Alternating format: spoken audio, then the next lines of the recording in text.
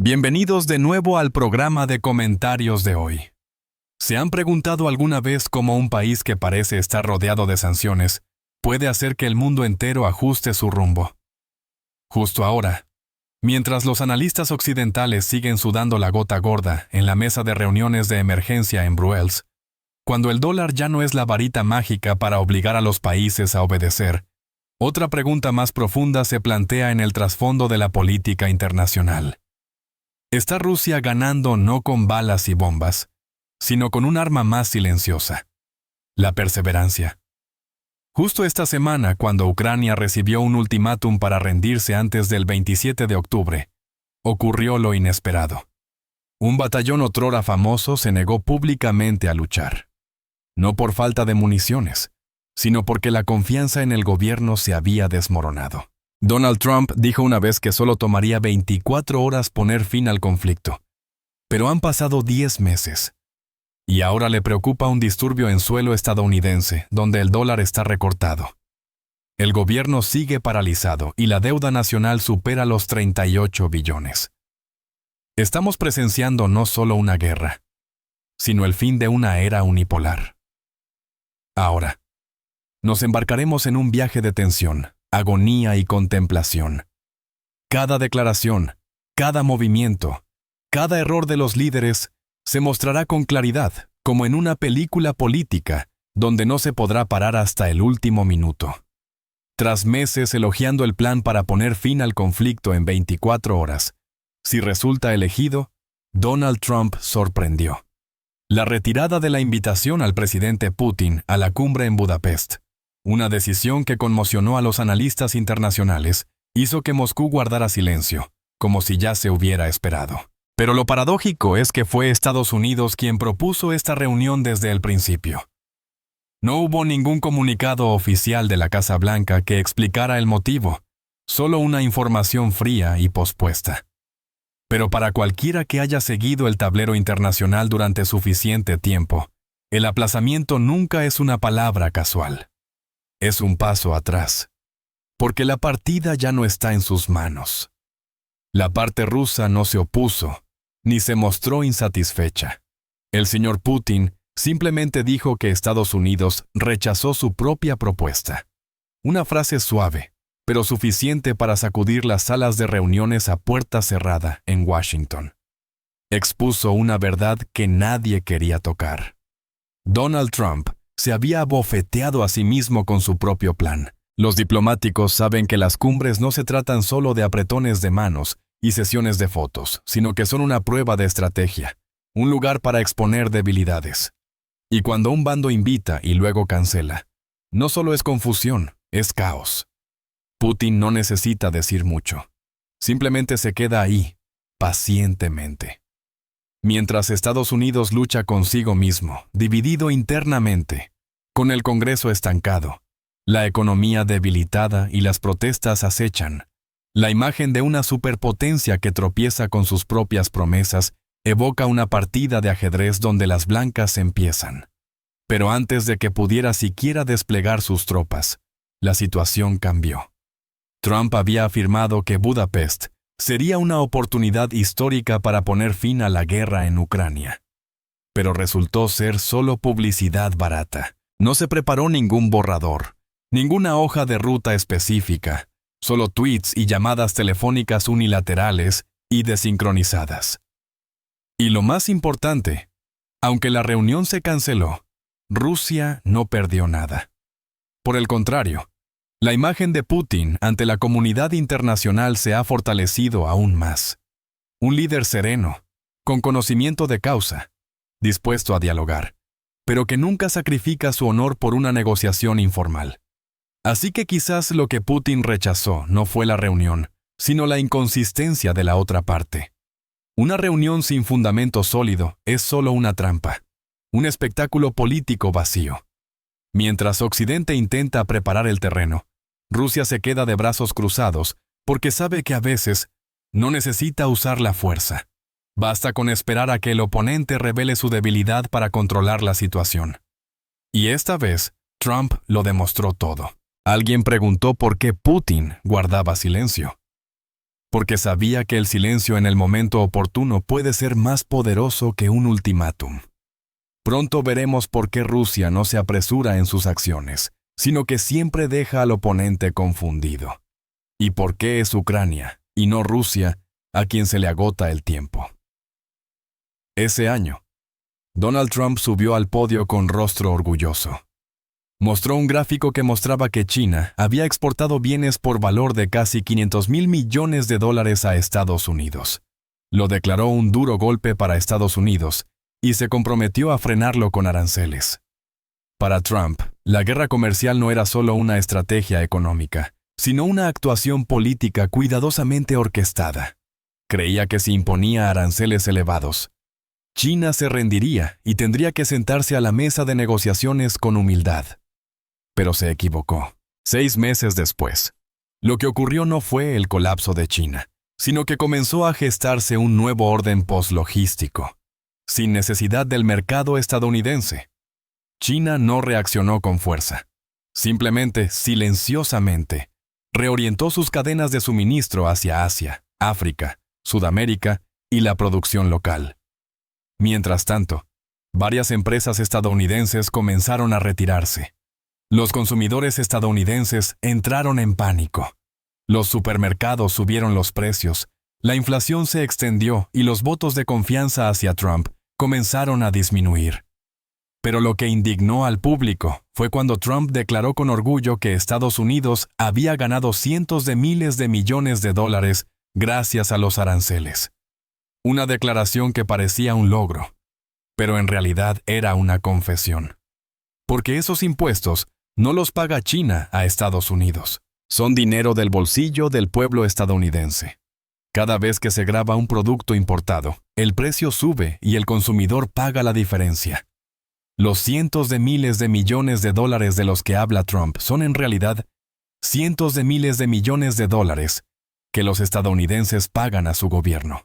Y no se detuvo ahí, sino que también declaró con valentía que aumentaría los aranceles para recaudar $1 billón al año. Fue como una fiebre del oro en tiempos de guerra. Pero si el oro es el dinero del pueblo, ¿quién gana realmente?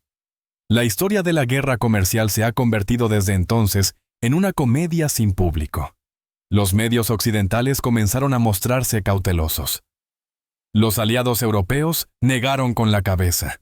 De un artista político que subía al escenario con confianza, Trump se transformó gradualmente en un monólogo que se representaba a sí mismo. ¿Y qué hay de la economía estadounidense? No solo no se fortalece, sino que empieza a debilitarse. La deuda nacional ha superado los 38 billones de dólares. El presupuesto de defensa es deficitario. Se están recortando las prestaciones sociales y el dólar se deprecia. El aplauso de los oligarcas resuena ahora en una sala vacía. Por otra parte, Rusia ha aprendido una valiosa lección. No hay necesidad de responder con una confrontación directa. Dejemos que el oponente hable primero, y luego que el mundo vea quién se ataca a sí mismo. Cuanto más alto se habla, más debilidad se revela. Eso es lo que Trump, como líder, ha expuesto involuntariamente con mayor claridad al mundo. Y es también entonces cuando el mundo empieza a preguntarse quién controla realmente el juego global. ¿El que lanza el ataque o el que pacientemente no contraataca? Mientras Occidente sigue rediseñando diligentemente el mapa de influencia con sanciones y declaraciones duras, otra batalla, más silenciosa y persistente, se está librando. Se formó en el este, el trípode entre Rusia, China e India. No se necesitan firmas grandilocuentes ni declaraciones llamativas. Estos 3 países aún mantienen un entendimiento especial.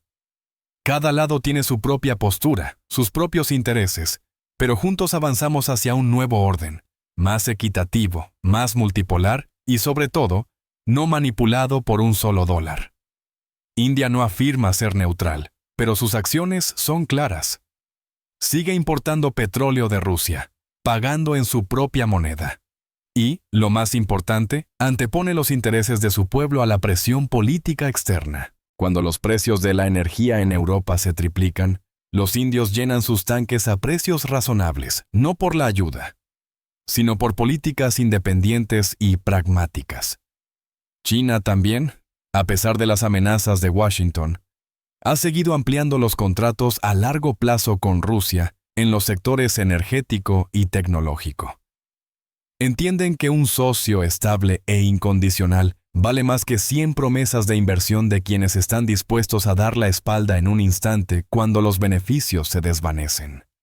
Rusia, tras recibir suficientes señales frías de Occidente, ha comenzado a orientar su estrategia hacia el lejano Oriente. Pero esto no es un retroceso, sino un reposicionamiento. Nuevos oleoductos, nuevos puertos comerciales, ferrocarriles que conectan Eurasia, todo dice lo mismo. Rusia no le da la espalda al mundo, simplemente elige su mundo. 3 países, 3 estilos, pero con una cosa en común: no dejarse arrastrar por el juego de las viejas potencias, donde el ganador se lo lleva todo.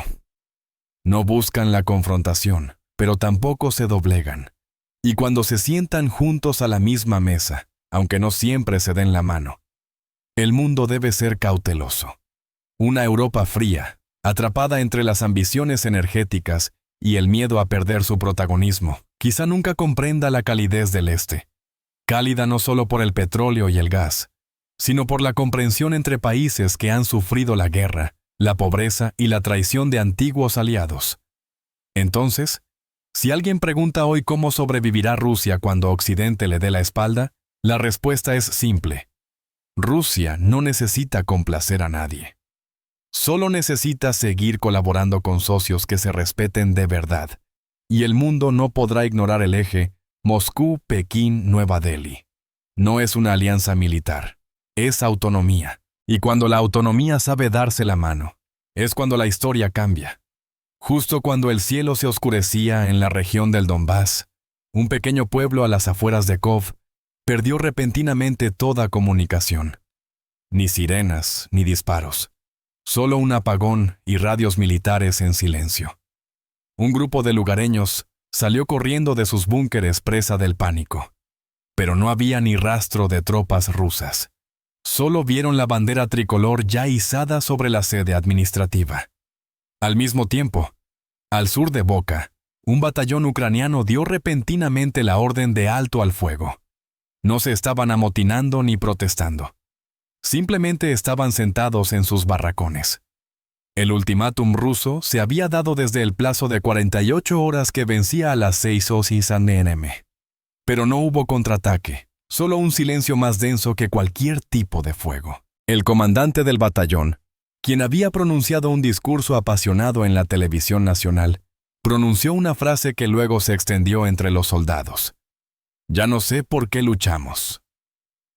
Mientras la cámara enfocaba un mapa de guerra desde un centro de mando secreto, uno a uno se veían extinguirse los puntos brillantes que una vez representaron a las fuerzas de defensa ucranianas.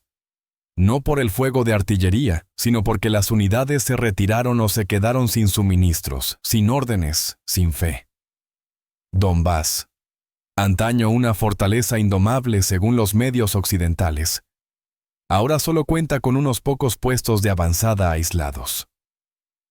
Kov, una ciudad simbólica que ha recibido miles de millones de dólares en ayuda, se ha convertido en el primer lugar donde se registra la retirada de varios soldados por iniciativa propia, incluso buscando asilo en países vecinos. Y en Ba, los campos vacíos tras las fortalezas abandonadas eran una prueba clara.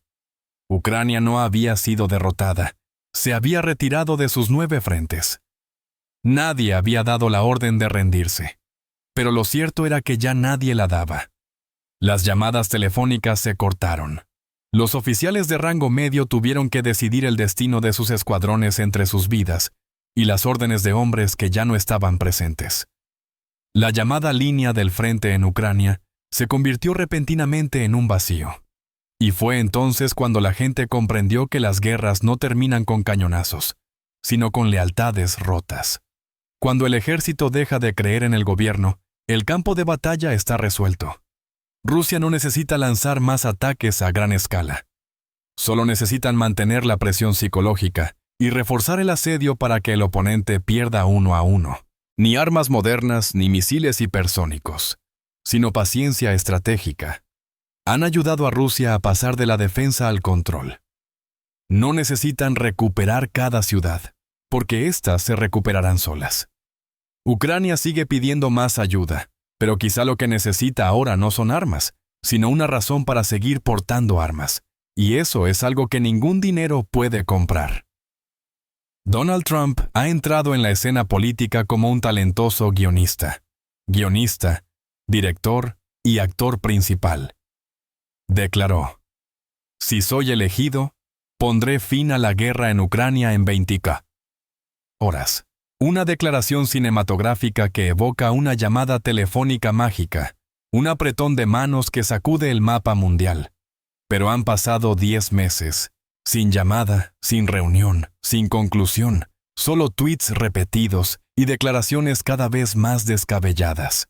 Una vez lo llamaron el hombre más fuerte del mundo, pero un hombre verdaderamente fuerte no escribe un guión que no pueda seguir. En cuanto a Trump, no solo perdió contra Rusia, sino también contra Trump. Zelensky, como un político yeriki, tuvo un cameo. Ahora tiene que asumir el papel principal mientras el guionista ha desaparecido del plató. Las declaraciones de Trump sobre Ucrania son cada vez más vagas, inconexas, sin estrategia, sin visión y sin credibilidad. Porque en el tablero de ajedrez global, las promesas no valen nada sin resultados. Pero la verdadera fuerza no reside solo en el arsenal ni en el presupuesto de defensa, sino en la constancia. El cálculo a largo plazo, cualidades que Trump parece no haber poseído nunca. En lugar de asumir el papel de quien pone fin a la guerra, se transformó en un espectador, sentado al margen, observando, comentando y preguntándose por qué nadie lo invitó de nuevo al escenario. Nadie lo derribó. No hace falta. Él mismo escribió el guión, y luego borró su propio papel. Y cuando un personaje principal abandona la historia que él inició, la obra se convierte en una simple farsa. Mientras tanto, al otro lado del mundo, Rusia no escribe el guión. Simplemente avanzan paso a paso con una estrategia real y dejan que el oponente interprete el papel del fracaso. A medida que el mundo comenzaba a cansarse de las amenazas de Washington y se acostumbraba gradualmente a la calma de Moscú, la atención se centró repentinamente en el sudeste asiático. Nadie se quedó sin declaraciones contundentes, pero Vietnam, en medio de toda la agitación, se mantuvo firme en su propio camino, neutral, inteligente y especialmente eficaz. Mientras Europa lidia con la crisis energética, el suministro de petróleo de Rusia a Vietnam se mantiene estable sin publicidad, solo resultados. El crecimiento económico de Vietnam este año superó todas las expectativas. En un contexto mundial que lucha contra la recesión y la inflación, las cifras de Hanoi incitan a las instituciones financieras internacionales a la cautela y a reevaluar la situación de la región. No solo Vietnam, sino toda la región de la ASEAN, desde Singapur hasta Tailandia, desde Indonesia hasta Filipinas.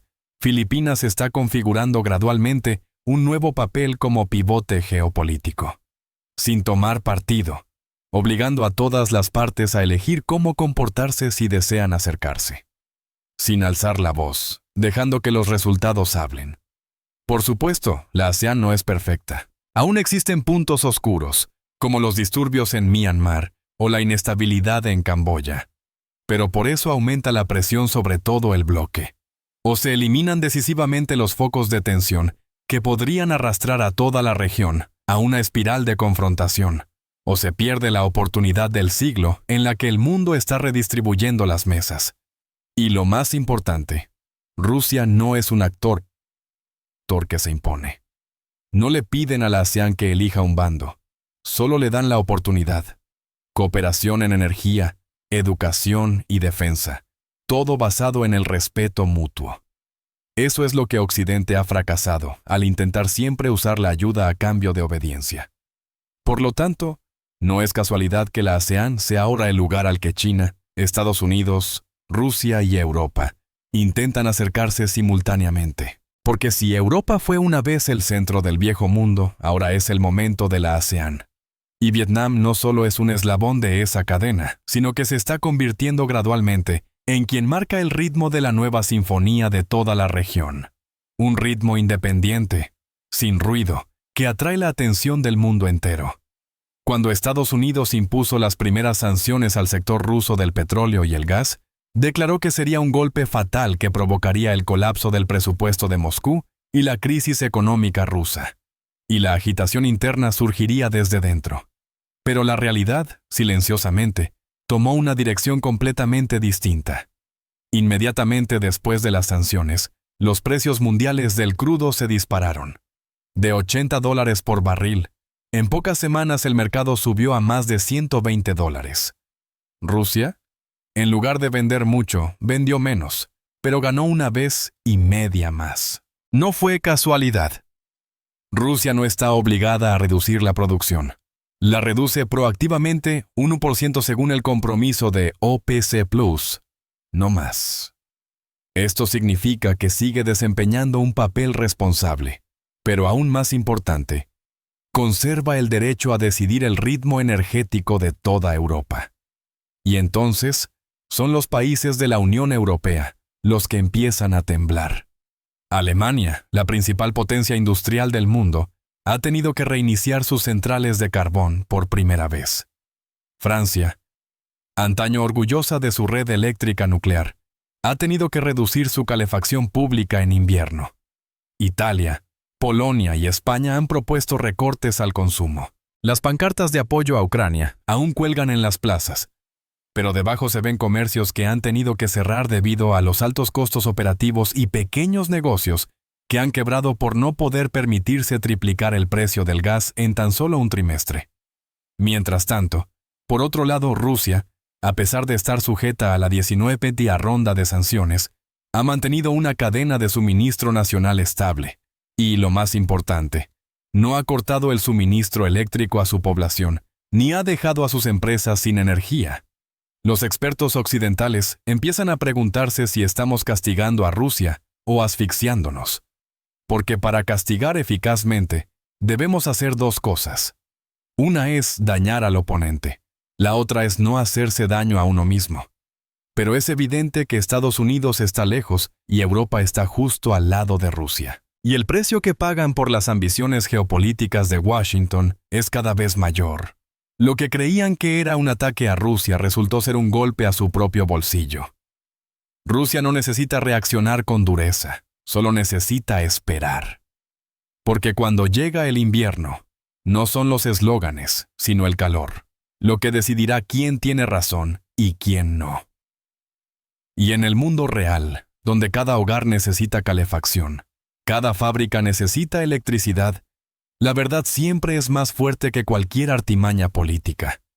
Mientras Occidente sigue ocupado castigando, amenazando y disuadiendo.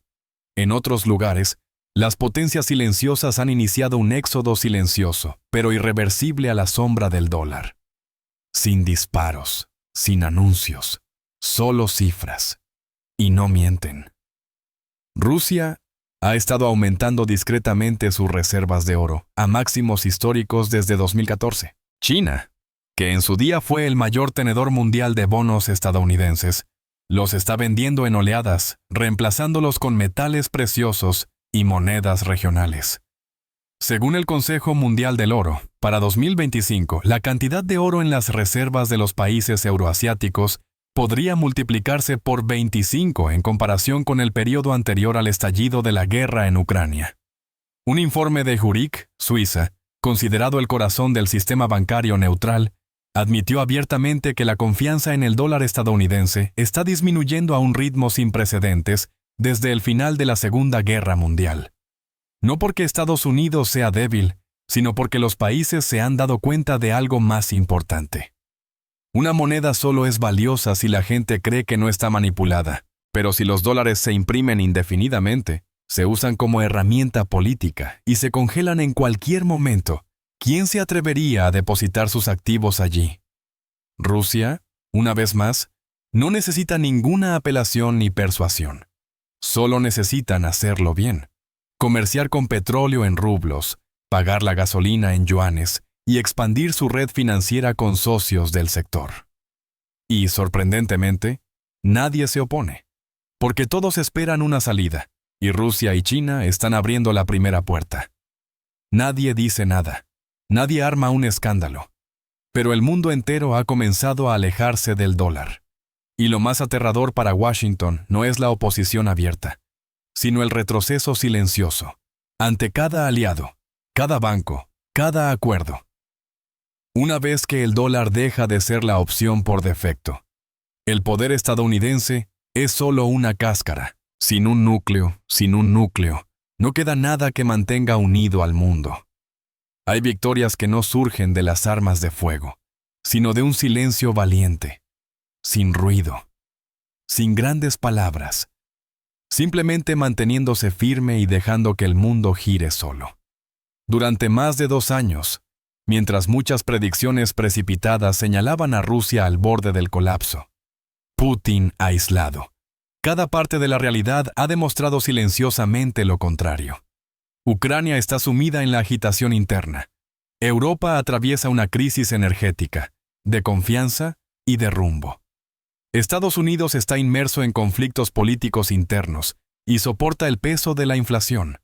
Y Rusia sigue ahí, sin perder, sin desescalar, sino cambiando gradualmente el rumbo del tablero global, sin necesidad de ganar de inmediato, simplemente sin perder. Porque Putin sabe que la guerra moderna no se trata solo de las líneas del frente, sino de una carrera por el tiempo, el apoyo popular y la solidez estratégica.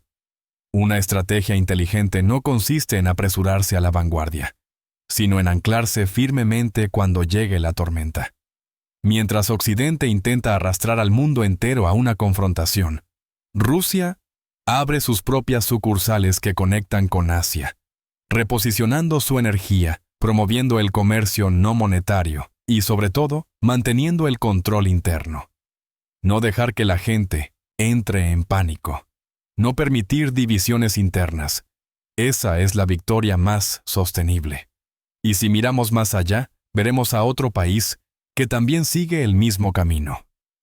Vietnam. Un país pequeño pero independiente. Un país que sabe cómo sobrevivir a la tormenta global con sobriedad, firmeza y una estrategia a largo plazo. No elijas bando. Elige la soberanía. No sigas modas. Crea tus propios valores. El mundo se mueve, pero no como quieren los vocingleros, sino como lo diseñan los pacientes. Y si aún crees que Rusia está perdiendo, quizás deberías mirar atrás y ver quién se está quedando atrás. ¿Quién le teme al invierno, a la inflación, a perder el control? Porque en una larga partida de ajedrez, el ganador no es el que avanza más rápido, sino el que queda último.